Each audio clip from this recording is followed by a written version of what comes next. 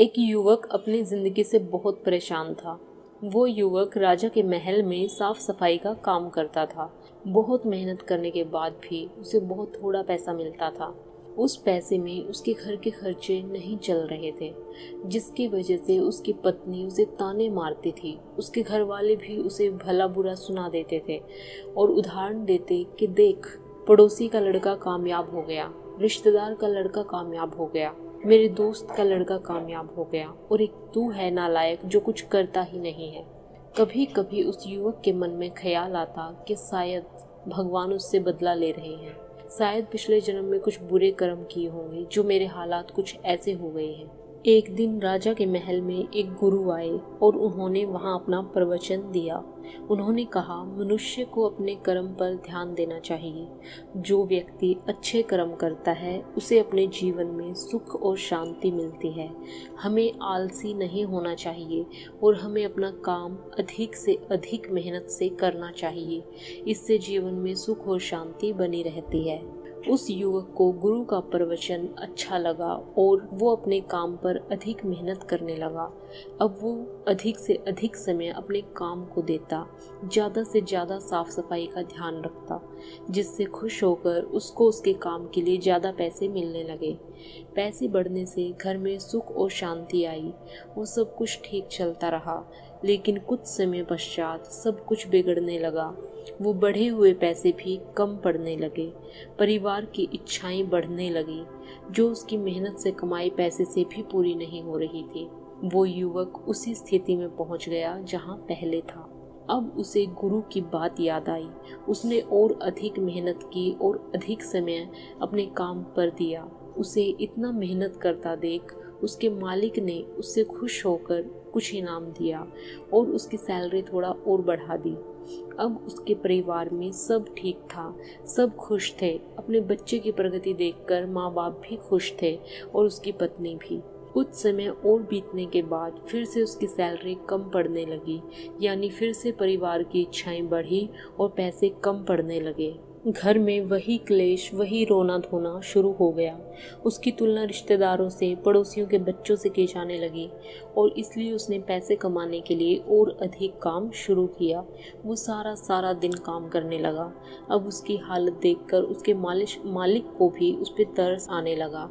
उसने कहा, ये क्या पागलपन कर रहे हो? ऐसे कोई काम करता है क्या?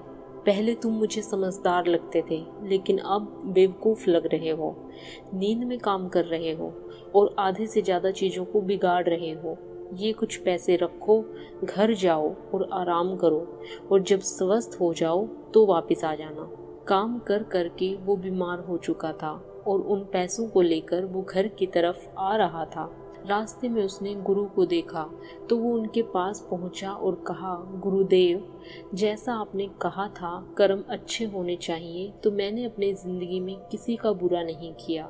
जहाँ तक हो सका भला ही किया। आपने कहा था कि खूब मेहनत करो, ईमानदारी से काम करो, तो मैंने खूब मेहनत की, ईमानदारी से काम किया। उसका फल भी मुझे मिला, मेरी उन्नति हुई। लेकिन मैं जहाँ पहले था आज भी वहीं हूँ। मैंने अपने काम में और अधिक मेहनत करने की कोशिश की और मैं बीमार हो गया। इससे अधिक मेहनत मैं नहीं कर सकता और इससे अधिक उन्नति भी मेरी नहीं हो सकती। मैं जहाँ कल खड़ा था आज भी वहीं खड़ा हूँ। अच्छा होना, सबका भला सोचना, किसी का बुरा न करना क्या गलत है जो मुझे इतना दुख झेलना पड़ रहा है? गुरु ने कहा, हम अपने सुखों को छोड़ दुखों को ही देखते रहते हैं। क्या तुम्हारे माँ बाप हैं? क्या तुम्हारी पत्नी है? क्या तुम्हारा बच्चा भी है? और क्या तुम 2 वक्त के भोजन का इंतज़ाम भी आसानी से कर लेते हो? तुम्हारे पास एक छोटा घर भी है? युवक ने कहा, हाँ, ये सब तो मेरे पास है। गुरु ने कहा, पता है, कुछ लोगों के पास माँ बाप नहीं हैं, तो कुछ के पास उनकी पत्नी या बच्चा नहीं रहे, तो कुछ ऐसे भी हैं जो भूख से तड़प रहे हैं। उन्हें एक समय का भोजन भी मिलना मुश्किल है और एक छोटा घर तो बहुत दूर की बात है। क्या तुम्हारे दुख उनसे बड़े हैं? मेरी नज़र से देखो तो तुम बहुत सुखी हो। युवक ने कहा, तो क्या मुझे यहीं रुक जाना चाहिए और अधिक की इच्छा नहीं करनी चाहिए? और हमेशा अपने परिवार को, अपने आप को ऐसे ही हालात में रखना चाहिए। ये सोचकर कि मुझसे नीचे भी कुछ लोग दुख में जीवन बिता रहे हैं, तो उनके मुकाबले में मैं सुखी हूँ। गुरु ने कहा, बिल्कुल नहीं। अपनी उन्नति करो, साथ में लोगों की उन्नति करो, परिवार की उन्नति करो। उन्नति होना आवश्यक है, लेकिन दुखी होकर उन्नति नहीं की जा सकती। जो है उसका आनंद लो, जो सुख है उसे पहचानो और खुश रहो और सुखी होकर उन्नति करो। युवक ने कहा, आप सही कहते हैं, लेकिन यदि मैंने अपने काम में और अधिक मेहनत की तो मैं मर जाऊंगा। शरीर की एक क्षमता होती है, इससे अधिक कार्य मैं नहीं कर सकता। गुरु ने कहा, आओ मेरे साथ, तुम्हें कुछ दिखाना है। और युवक को एक रास्ते पर ले गए, जो रास्ता राजा के महल तक जाता था। और उस युवक को रास्ते के बीच खड़ा कर उस युवक के चारों ओर एक घेरा बना दिया और कहा, तुम्हें इस घेरे के अंदर खूब मेहनत करनी है और राजा के महल तक पहुंच जाना है। याद रहे, घेरे से बाहर नहीं जाना है, ये लाइन टूटनी नहीं चाहिए। युवक ने कहा, गुरुदेव, ये कैसे संभव हो सकता है? मैं चाहे घेरे के अंदर कितनी भी भाग दौड़ कर लूं, सालों तक, जन्म भर यहाँ कुछ भी करता रहूं, फिर भी मैं यहीं का यहीं रहूंगा, महल तक नहीं पहुंच पाऊंगा। उसके लिए मुझे महल के रास्ते पर इस घेरे को तोड़कर, इस रेखा को लांघकर आगे बढ़ना ही होगा। गुरु ने कहा, अच्छा ठीक है, तो इस घेरे को तोड़ दो। मैं यहीं बैठा हूँ, तुम जाओ और महल की दीवार को छूकर वापस आ जाओ। यहाँ से महल का रास्ता 6 घंटे का है, तुम्हें वापस आने में 12 घंटे लग जाएंगे, तो मैं यहीं बैठकर तुम्हारा इंतजार करूँगा। युवक ने कहा, ठीक है गुरुदेव, जैसा आप कहें। युवक वो घेरा तोड़कर महल की ओर चल पड़ा। गुरु वहीं पेड़ के नीचे बैठ गए और युवक 6 घंटे में ही वापस लौट आया और कहा, गुरुदेव, मैं महल की दीवार को छूकर वापस आ गया। गुरु ने कहा, झूठ बोलते हो तुम, महल तो तुम गए ही नहीं, रास्ते से ही वापस आ गए। 12 घंटे का रास्ता कोई 6 घंटे में कैसे तय कर सकता है? युवक ने कहा, मैं सच कह रहा हूँ, झूठ नहीं बोल रहा। मैं तेज चल कर गया और वापस दौड़ते हुए आया हूँ। गुरु और युवक की बात सुनकर कुछ लोग वहां पर आ गए और जब उन्होंने सुना कि इस युवक ने 12 घंटे का रास्ता 6 घंटे में पूरा कर लिया है, तो उन्हें विश्वास नहीं हुआ।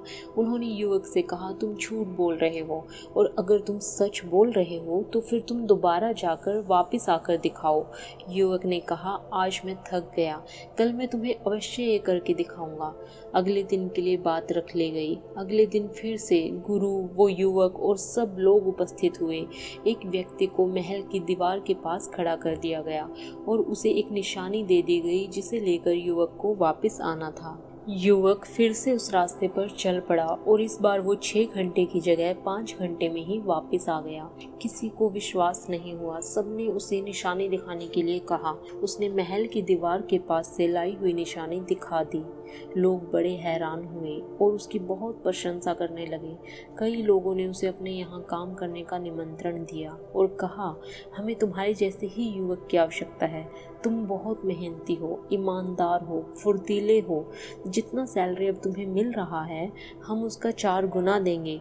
कोई उस युवक को 5 गुना तो कोई उसे 6 गुना सैलरी देने को तैयार था। युवक बहुत खुश हुआ। उसने कहा, गुरुदेव, ये क्या हो रहा है? गुरु ने कहा, एक सीमित दायरे के अंदर काम करते रहोगे तो कितनी भी मेहनत करो, कुछ भी करो, बार बार मेहनत करो, तो भी तुम एक सीमित उन्नति ही कर सकते हो, उससे आगे तुम नहीं बढ़ सकते। और अगर तुम वो दायरा तोड़ दोगे और आगे किसी रास्ते पर चलोगे, लेकिन अपने हुनर और अपने काम को किसी को नहीं दिखाओगे, तो भी तुम उन्नति नहीं कर पाओगे। जैसे पहले तुम अकेले में जाकर महल की दीवार छूकर वापस आ गए थे, तो किसी को विश्वास नहीं हुआ। लेकिन जब यही काम तुमने जोर शोर से किया, चिल्लाकर किया, दूसरों को दिखाकर किया, तो तुमने अपने लिए उन्नति के रास्ते खोल दिए और अब तुम्हारे पास कई मौके हैं, तुम कहीं भी जा सकते हो, लेकिन जहाँ भी जाओ अपने आप को किसी दायरे में मत बांध लेना। युवक ने गुरुदेव से कहा, क्या कोई और मार्ग भी है?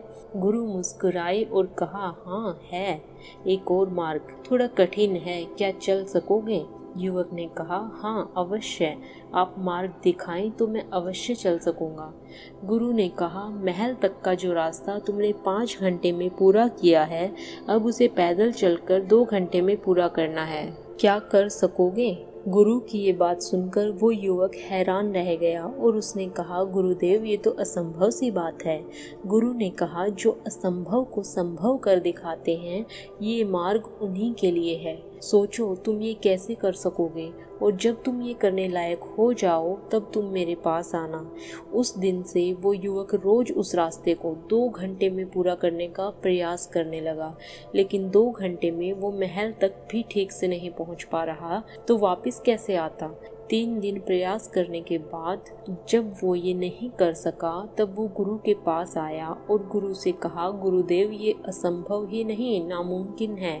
2 घंटे में पैदल चलकर महल तक का रास्ता पूरा नहीं किया जा सकता तो आदमी वापस कैसे आ सकता है?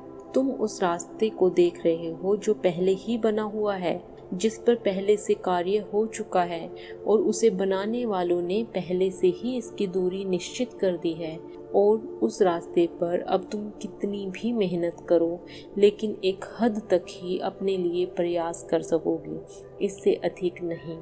और जिन्हें जल्दी सफ़र तय करना है वो अपने रास्ते खुद बनाते हैं, दूसरों के बनाए हुए रास्तों पर नहीं चलते। लेकिन अपना रास्ता बनाने में कठिनाई है, मुश्किलें हैं, उम्मीद टूटने का डर है, सब कुछ खो जाने का डर है, जान चले जाने का डर है, असफलता का डर होता है। लोग तुम्हें मूर्ख कहेंगे, तुम्हारी हंसी उड़ाएंगे, तुम्हारे रास्ते में रोड़े अटकाएंगे, तुम्हारे अपने तुम्हारा साथ छोड़ देंगे, तुम अकेले हो जाओगे। क्या ये सब झेल सकोगे? जो इन सब चीज़ों को झेल जाता है वही कामयाबी पाता है, और लोग तुम्हारे पीछे उस रास्ते पर चल पड़ते हैं। युवक ने कहा, गुरुदेव अब तो जो हो जाए, मैं महल तक का रास्ता 2 घंटे में पार करके ही रहूँगा। उस युवक ने महल तक जाने वाले कई रास्तों पर विचार किया, पर कोई रास्ता उसे 2 घंटे में आने जाने का मार्ग नहीं दे रहा था।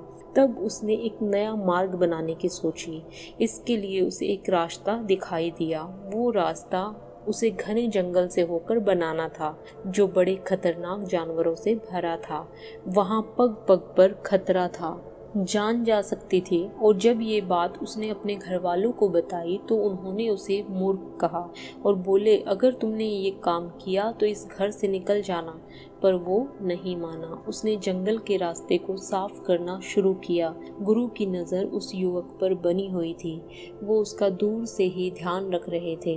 जो भी उसे वो रास्ता साफ करते हुए देखता वही उसे पागल और मूर्ख कहता और कहता कि क्यों अपनी जान के पीछे पड़े हो। कोई शेर, भेड़िया, भालू तुम्हें खा जाएगा, फिर किसके लिए ये रास्ता तुम बना रहे हो। पर उस युवक ने किसी की बात नहीं सुनी। 6 महीने में उस युवक ने आधा रास्ता बना लिया और एक रात जब वो काम कर रहा था तब उसे सांप ने काट लिया। वो बस मरने ही वाला था कि गुरु ने उसे बचा लिया। अब उसे 1 साल हो गया था और 1 साल में उसका सामना शेर, भालू, भेड़ियों से होता रहा। तरह तरह के छोटे मोटे कीड़े मकोड़ों से वो जूझता रहा। उस मार्ग पर उसने ऐसी व्यवस्था की कि जंगली जानवरों का खतरा कम हो सके। उसके इस कार्य की चर्चा पूरे नगर में होने लगी। राजा तक भी ये बात पहुंची। राजा भी उस युवक पर नजर रखे हुए था। 1.5 साल के अंदर उसने वो रास्ता बना लिया और एक दिन अपने गुरु के पास आकर कहा, गुरुदेव अब वो महल का रास्ता 2 घंटे में तय किया जा सकता है और मैं 1 घंटे में ही आ जा सकता हूँ। उसके बनाए रास्ते का खुद राजा ने निरीक्षण किया। उस रास्ते को देखकर राजा बहुत खुश हुआ। उसने उस युवक को बुलाया और कहा, तुम्हारे अंदर बड़ा हुनर है, तुमने बहुत अच्छे तरीके से रास्ता बनाया है और वो भी अकेले। मैंने और मेरे मंत्रियों ने कई बार इस रास्ते को छोटा करने की कोशिश की, लेकिन हर बार कुछ न कुछ समस्या आ ही जाती और तुमने ये काम अकेले ही कर दिया। इसके लिए जो तुम चाहो वो इनाम तुम्हें दिया जाएगा और इस राज दरबार में तुम्हें एक मुख्य पद दिया जाएगा। वो युवक इतना सम्मान पाकर बहुत खुश हुआ और जो उससे नाराज थे, जो उसे मूर्ख कह रहे थे, उसके रिश्तेदार, उसके परिवार वाले, उसके मित्र, समाज सब उसके सामने झुक गए। वो गुरु के पास पहुंचा और उसने कहा, गुरुदेव, मैं जो कुछ हूँ आपकी ही बदौलत हूँ। मुझे आपने मार्ग दिखाया, इसके लिए आपका धन्यवाद। गुरु ने कहा, हम असीमित क्षमताओं के साथ जन्म लेते हैं, लेकिन हमारा समाज, हमारी सोच हमारी क्षमताओं को बांध देता है और हम कभी कुछ नहीं कर सकते। कुछ बड़ा सोचने में भी हमें कठिनाई महसूस होती है, डर लगता है। हम हमेशा दूसरों के पीछे चलना चाहते हैं, जीवन में हमेशा सुगमता और आसानी ढूंढते हैं। कठिनाई लेने में डर लगता है, पर देखा जाए तो ये कठिनाइयाँ, चुनौतियाँ, डर, दुख सब मंजिल तक पहुँचने के लिए ज़रूरी हैं। इनके बिना किसी भी मंजिल पर हम नहीं पहुँच